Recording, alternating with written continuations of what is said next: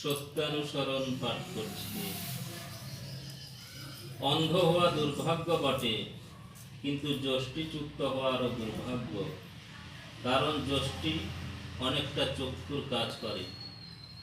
স্কুলে গেলেই তাকে ছাত্র বলে না, আর মন্ত্র নিলেই তাকে শিষ্য বলে না।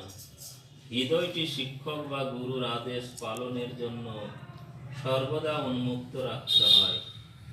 অন্তরে স্থির বিশ্বাস চাই, তিনি যাই বলে দিবেন তাই করতে হবে, বিনা আপত্তিতে, বিনা অজরে, পরম আনন্দে।